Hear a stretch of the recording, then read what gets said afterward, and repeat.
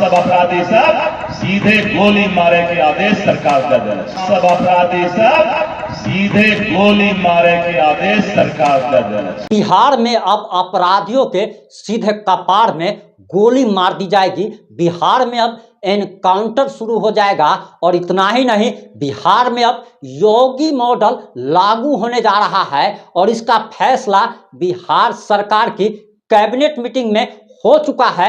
और ये बातें मंत्री दिलीप जायसवाल ने भरी सभा में कही है। आखिर पूरा मामला क्या है, पूरा मामला इस 3 से 5 मिनट की रिपोर्ट में हम आपको बताने जा रहे हैं।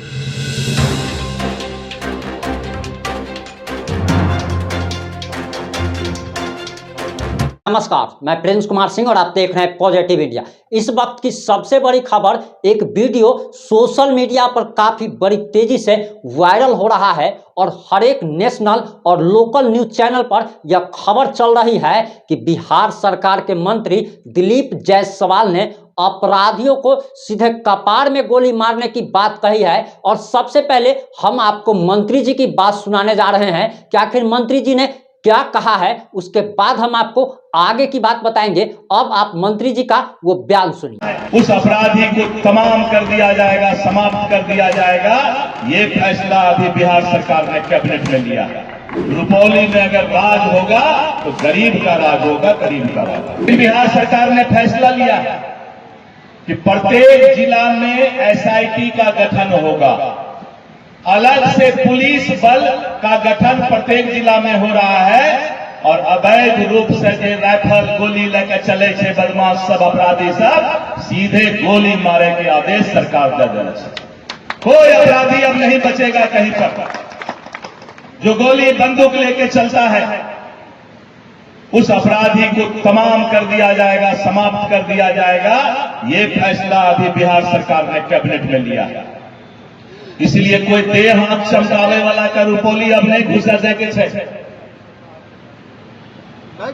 अवैध बंदूक गोली लेकर चले वाला का नहीं घुसा देके रुपौली। रुपौली में अगर राज होगा तो गरीब का राज होगा, गरीब का राज। बिहार सरकार हर वक्त पिछड़ा, अति पिछड़ा, दलित, महादलित सबके लिए चिंता करता है। और आपकी चिंता अगर कोई कर सकता है आरक्षण से लेकर विकास तक, तो वो नीतीश कुमार जी ही कर सकते हैं, वो माननीय नरेंद्र मोदी जी ही कर सकते हैं। इसीलिए आप लोग किसी के चक्कर में मत पड़िए। कोई आगे किसी के चक्कर में नहीं पड़ना है।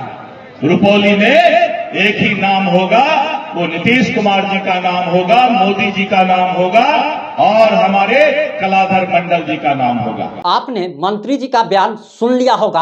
अब आपको बताते चले कि दरअसल मंत्री जी पूर्णिया के रुपौली पहुंचे थे, जहां पे जेडीयू उम्मीदवार का नामांकन होना था। जेडीयू उम्मीदवार के तौर पर कलाधर मंडल को वहां से जनता दल यूनाइटेड ने अपना प्रत्याशी बनाया है।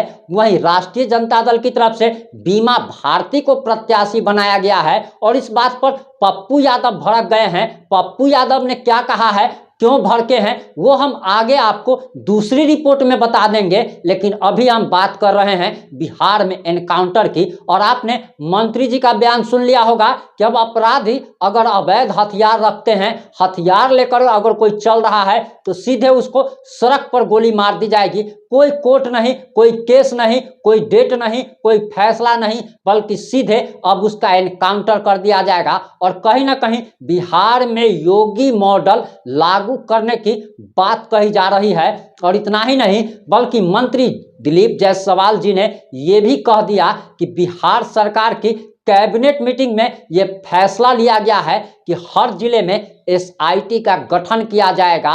और SIT का जब गठन हो जाएगा उसके बाद अपराधियों की सामत आने वाली है और अपराधियों का चुन चुन कर सफाया किया जाएगा। वहीं आपको जानकारी देते चले कि सिर्फ और सिर्फ मंत्री दिलीप जायसवाल ने यह बात नहीं कही है, बल्कि हमने आपको कल की रिपोर्ट में बताया था, दिखाया था कि बिहार सरकार के उप मुख्यमंत्री विजय कुमार सिन्हा ने भी सेम यही बात कही थी।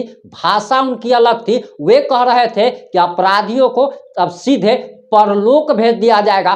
परलोक किसे कहा जाता है, यानी कि दूसरी दुनिया में भेज दिया जाएगा।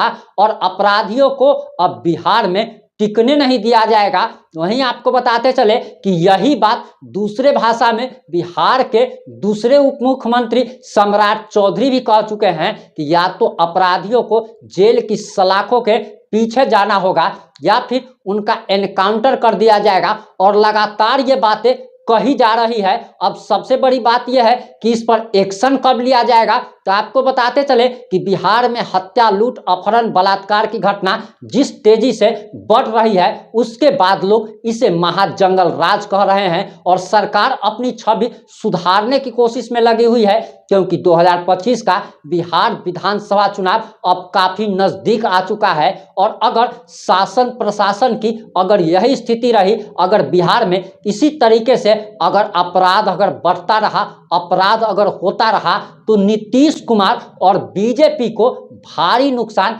विधानसभा चुनाव में उठाना पड़ सकता है, क्योंकि जंगल राज का भय दिखाकर, अपराधियों की और आपराधिक घटनाओं का भय दिखाकर ही ये लोग सत्ता में आए थे। लेकिन सत्ता में इन लोगों के रहने के बावजूद भी जिस प्रकार से हत्या, लूट, अपहरण, बलात्कार की घटनाएं बढ़ती जा रही है उससे लोगों में काफी आक्रोश पनपता जा रहा है। वहीं आपको एक जानकारी और देते चले कि अररिया में जो पुल गिरा था उसके बाद सरकार एक्शन में आ गई है।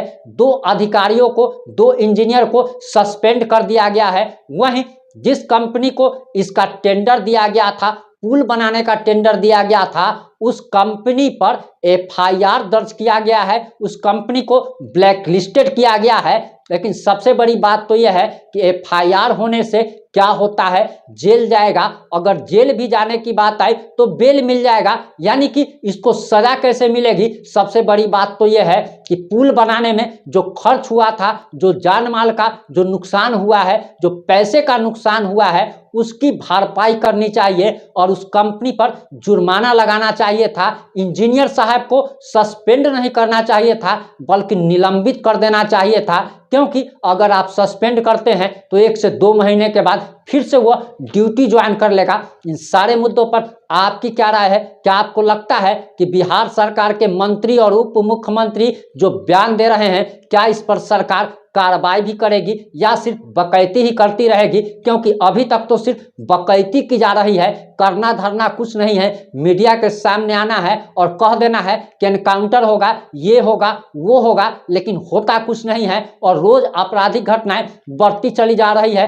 कभी दरोगा की उंगली काट ली जा रही है, कभी सिपाही को ट्रैक्टर चढ़ा दिया जा रहा है और ट्रैक्टर चढ़ा करके जान ली जा रही है। और इस महीने की अगर बात की जाए तो जून महीने में तीन पुलिस वालों पर ट्रैक्टर चढ़ा दिया गया, बालू माफिया ने ट्रैक्टर चढ़ा दिया।